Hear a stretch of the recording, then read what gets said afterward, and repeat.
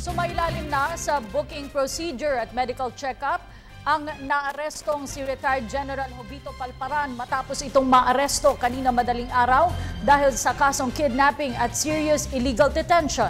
Nakatakdang ibalik ng NBI ang arrest warrant kay Palparan sa Malolos Regional Trial Court bukas upang makapaglabas ang korte ng commitment order para sa dating general.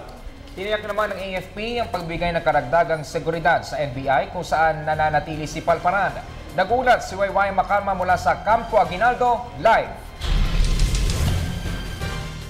Alas 4 ng hapon nang biglang dumating nga rito sa Campo Aguinaldo si DOJ Secretary Leila de Lima kasama ang mga kawani ng National Bureau of Investigation. Ito upang makipagpulong kina Defense Secretary Voltaire Gasmin at AFP Chief of Staff General Gregorio Catapang. Halos isang oras din sila nakipagpulong sa mga opisyal. Ito upang pag-usapan ang pangunahing seguridad na ibibigay nila kay retired Major General Jovito Palparan na ibibigay nilang seguridad sa compound ng National Bureau of Investigation na kung saan dito muna siya mananatili dahil mismong si Palparan na nagsabing may mga banta siyang natatanggap mula sa communist group.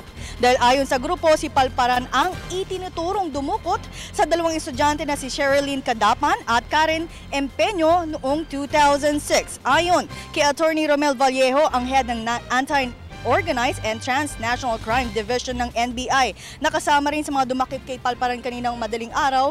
Anya bukas magtutungo sila sa korte sa Malolos, Bulacan upang ipaalam na nasa kustodiya na nila ang dating opisyal ng AFP.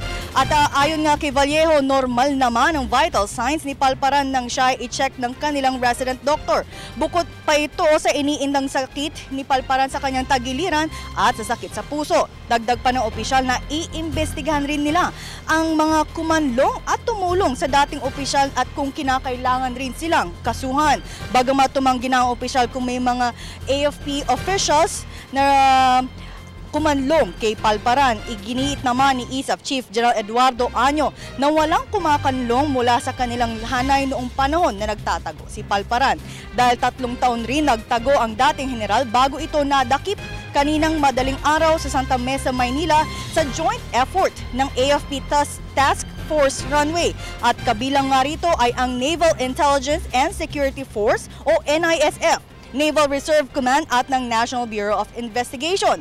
Sa isang lumang bahay sa Santa Mesa, Maynila nila binantayan si Palparan mula pa nitong Mayo. 2 milyong piso ang inilabas na patong sa ulo ng Philippine National Police. Pero ayon kay Año, itinaas ito sa 5 milyong piso at iisa lang ang makakatanggap nito, ang tumayong informant ng NISF. Anya, manggagaling sa Office of the President ang dagdag na 3 milyong piso dahil kabilang nga si Palparan sa top 5 fugitive na hinahanap nga ng otoridad.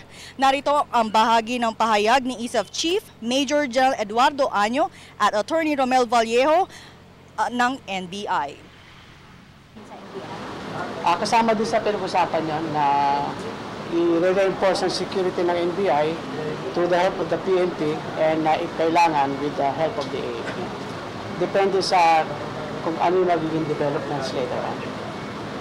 Sa ngayon po, kasi pinaprocess namin siya, photographs, fingerprinting at pinapacheck natin sa mga doctors natin kasi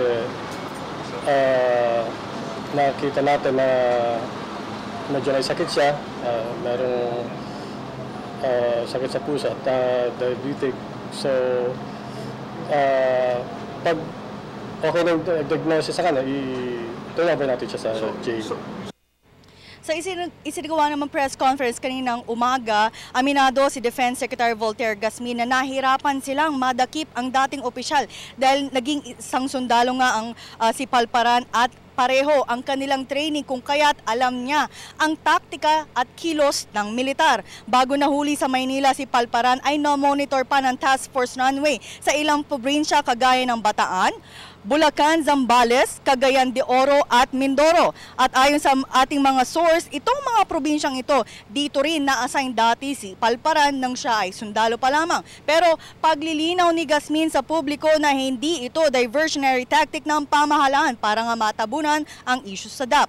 Dagdag pa ng kalihim na December 2012 pa dapat nais iregalo ni Gasmin kay Pangulong Aquino ang paghuli kay Palparan, ngunit biglang natigil ang pakikipag-ugnayan ni Palparan sa AFP. Sabi naman ni John Gregorio Katapang, ang AFP Chief of Staff, na maganda nang nahuli na si Palparan. Ito upang makapagpagamot na siya at mabigyan rin siya ng seguridad dahil nga sa kanyang banta sa buhay. Dagdag pa ni Secretary Gasmin, si Palparan ay isang magaling na sundalo at hindi maisasang tabi na aktibo siyang masugpo ang mga kalaban ng Estado kagaya ng grupong NPA. Ngunit kung papaano nasugpo ni Palparan ng grupo ay hindi na ito maikukwento ni Gasmin. Ito rin naman ang binanggit ni Katapang na kung saan inilarawan niyang agresibo si Palparan laban sa communist group noong siya ay sundalo pa lamang. Si retired Major Jovito Palparan ay nagretiro sa serbisyo noong 2006 bilang commander ng 7th Infantry Division sa Fort Magsaysay. Taong 2009 naman nang tumakbo bilang kongresista si Palparan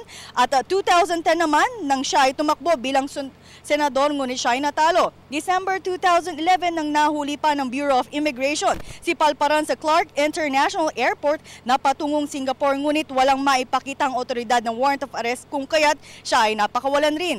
2011 din naman na ilabas ang warrant of arrest para kay Palparan with 2 counts of kidnapping at serious illegal detention sa dalawang estudyante na si Kadapan at Empeño. 2012 naman nang mabuo ang AFP Task Force Runway at saka naman naglabas ng 2 milyong pisong patong sa ulo para nga sa opisyal. At yan ang pinaka-latest mula rito sa Campo Aguinaldo.